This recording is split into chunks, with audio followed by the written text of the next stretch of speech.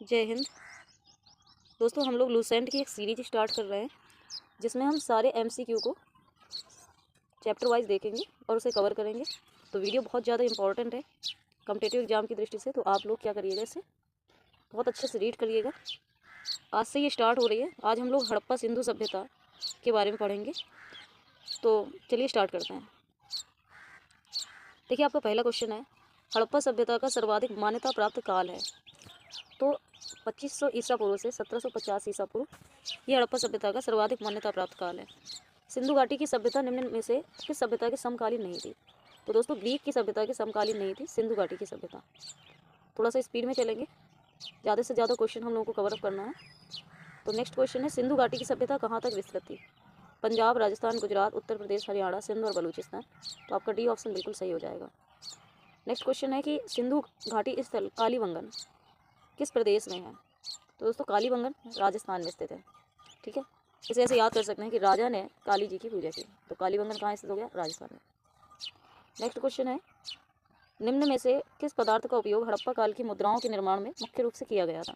तो दोस्तों, उस टाइम पे जो मुद्राएं बनती थी वो सेल खड़ी की बनाई जाती थी। सही ऑप्शन सेल खड़ी हो जाएगा। हड़प्पा सभ्यता किस युग की थी? तो हड़प्पा सभ्यता को कांस्य युगीन सभ्यता भी कहा जाता है, तो कांस्य युग बिल्कुल सही जवाब हो जाएगा। सिंधु घाटी सभ्यता के लोगों का मुख्य व्यवसाय क्या था? तो व्यापार था। हड़प्पा सभ्यता के निवासी कैसे थे? तो दोस्तों, हड़प्पा सभ्यता एक नगरीय सभ्यता थी, तो हड़प्पा सभ्यता के निवासी कैसे थे? शहरी थे। नेक्स्ट क्वेश्चन है, सिंधु सभ्यता के घर किससे बनाए जाते थे?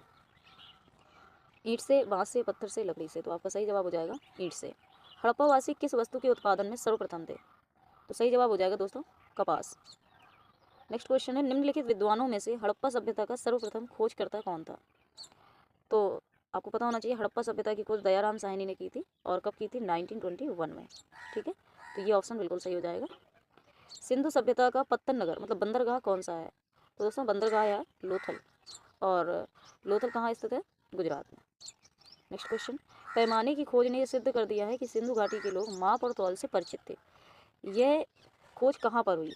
मतलब दोस्तों, ये पूछ रहा है कि कहाँ पर ये बात सिद्ध होती है कि सिंधु घाटी के लोग माप तौल से परिचित थे। तो आपका सही जवाब हो जाएगा लोथल। हड़प्पा कालीन समाज किन वर्गों में विभक्त था?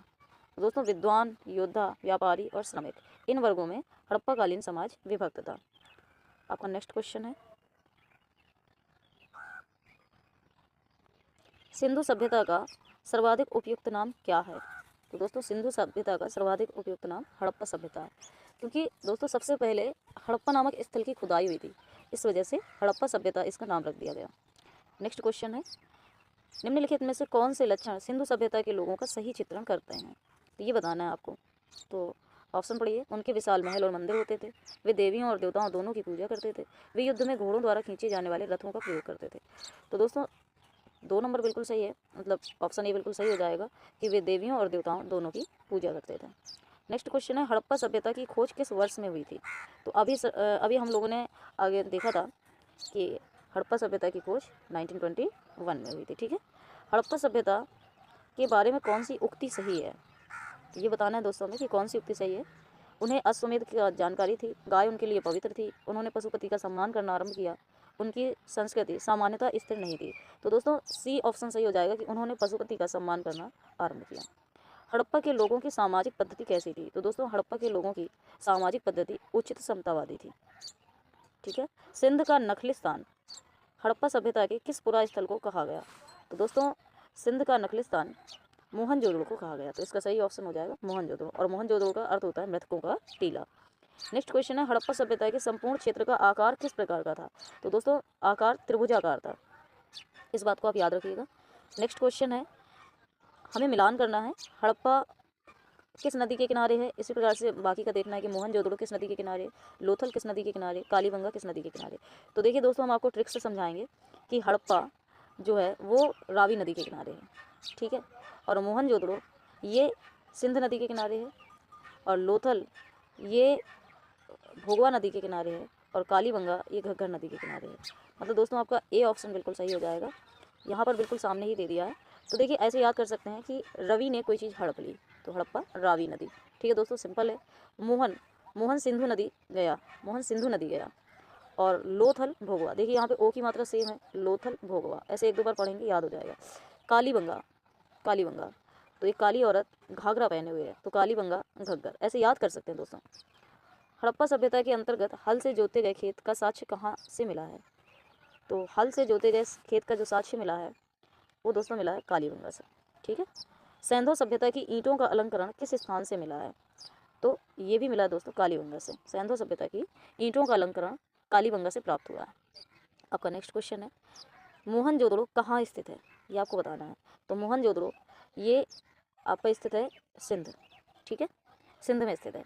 अभी हम लोगों ने देखा था दोस्तों, मोहनजोदड़ो सिंधु नदी के किनारे है। ठीक है, याद रखिएगा। सिंधु सभ्यता में वृहत स्नानागार पाया गया है। मोहनजोदड़ो में, हड़प्पा में, लोथल में, कालीबंगा में। तो आपका सही जवाब हो जाएगा मोहनजोदड़ो में। ठीक है, नेक्स्ट क्वेश्चन है, सिंधु सभ्यता की मुद्रा में किस देवता के समतुल्य चित्रांकन मिलता है?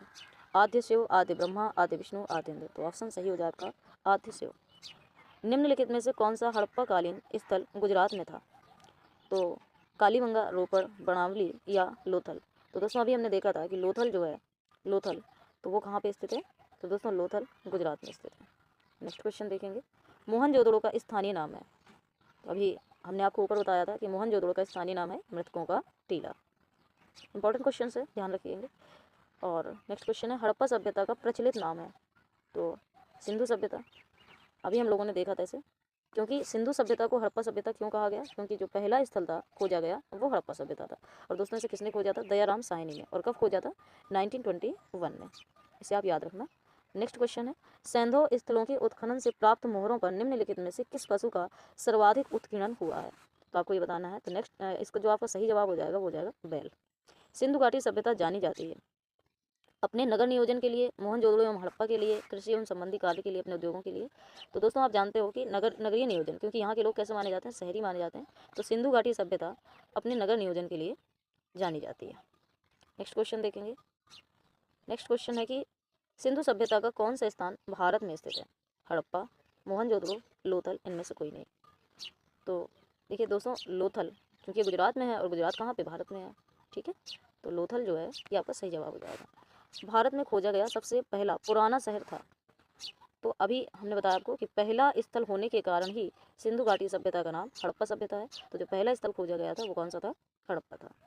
नेक्स्ट क्वेश्चन, भारत में चांदी की उपलब्धता के प्राचीनतम साक्ष्य कहाँ से मिले हैं? तो दोस्तों इसका सही जवाब हो जाएगा हड़प्पा संस्कृति से। नेक्स्ट क्वेश्चन है, सिंधु सभ्यता के बारे में कौन सा कथन असत्य है? आपको असत्य बताना है यहाँ पे। नगरों में नालियों की सुदृढ़ व्यवस्था थी, ये बिल्कुल सत्य है। व्यापार और वाणिज्य उन्नत दशा में था, ये भी सत्य है।